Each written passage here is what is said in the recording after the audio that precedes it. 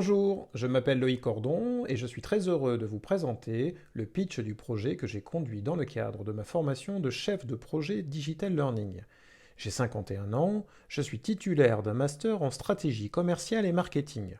Je travaille à la PAV depuis 2015 où je suis actuellement responsable du service ingénierie et innovation pédagogique.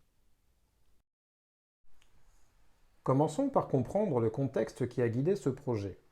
La direction formation a de très fortes ambitions en matière de pédagogie et de refonte de son offre. Cette ambition se traduit par deux axes stratégiques majeurs. Le premier axe a pour but de placer dans toutes nos formations le stagiaire au cœur de son apprentissage. Le deuxième axe se nourrit du premier et vise à refondre en profondeur notre top 200. Le top 200, c'est les 200 produits de formation qui génèrent le plus de chiffre d'affaires. Cette ambition pédagogique a un très fort impact sur la qualification de nos formateurs. Ce projet leur est donc prioritairement destiné. Cela représente une population moyenne annuelle de 250 personnes à former. Le dispositif de formation s'inscrit dans le modèle d'apprentissage 70-20-10. Le cœur du projet concerne la partie formelle de la formation, mais nous avons souhaité compléter l'événement formation par un apprentissage informel grâce à des ressources en libre accès. La formation formelle dure 21h30 et se déroule en 3 temps. Le premier temps, en asynchrone, est réalisé au plus tard une semaine avant la classe virtuelle du J1. Le deuxième temps, en synchrone, est composé d'une classe virtuelle et du module e-learning animé une formation. Gros point fort, le module est suivi en autonomie par les stagiaires, mais ils peuvent à tout moment interroger l'animateur de la classe virtuelle. Le troisième temps est réalisé en présentiel. À l'issue des 2 jours, le formateur rend sur chacun des stagiaires un avis en vue de la qualification. La partie informelle du parcours se déroule en 2 temps. Un premier temps où l'on va encourager les formateurs à consulter leur communauté et surtout à faire leurs premières animations tutorées. Un deuxième temps où ils devront réaliser seuls leurs premières animations. Ce sera aussi l'occasion de mesurer l'impact du dispositif grâce à notre deuxième enquête administrée 6 mois après leur qualification. Un dispositif très complet accompagne les stagiaires tout au long de leur parcours. D'abord au niveau asynchrone, où plusieurs formules permettent de sécuriser les apprenants, puis au niveau synchrone, où formateurs et tuteurs sont très présents. Autre point fort du projet, la richesse et la diversité des dispositifs d'évaluation mis en place tout au long du parcours. Quiz autocorrectif, atelier, mise en situation, enquête forms.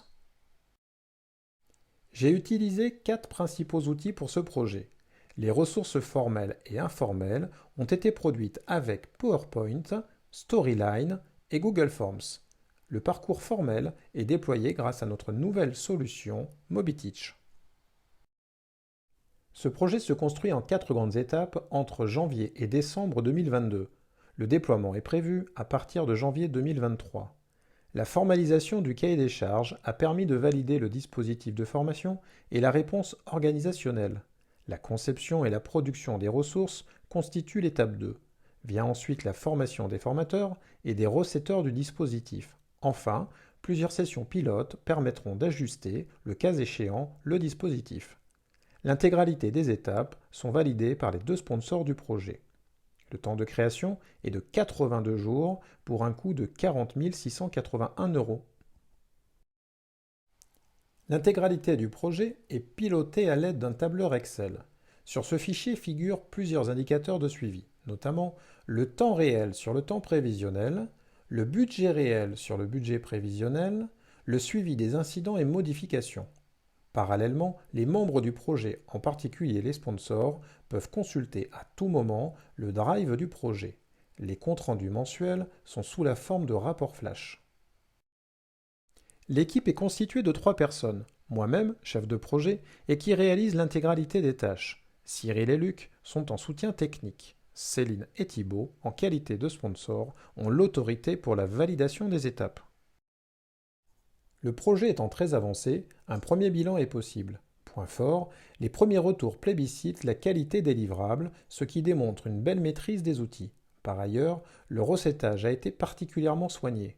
en termes d'axes d'amélioration, le fait de ne pas disposer d'un véritable outil de gestion de projet n'a pas rendu le pilotage aisé. Une grande rigueur est nécessaire au niveau du suivi des temps. Ce projet et plus globalement la formation ont été très instructifs et ont répondu à mes attentes. Je tiens à remercier l'ISTF.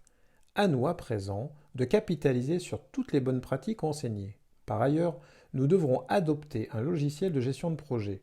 Une étude d'opportunité est d'ores et déjà lancée sur le logiciel 6 format utilisé par notre DSI. Ce pitch est terminé, merci de votre attention.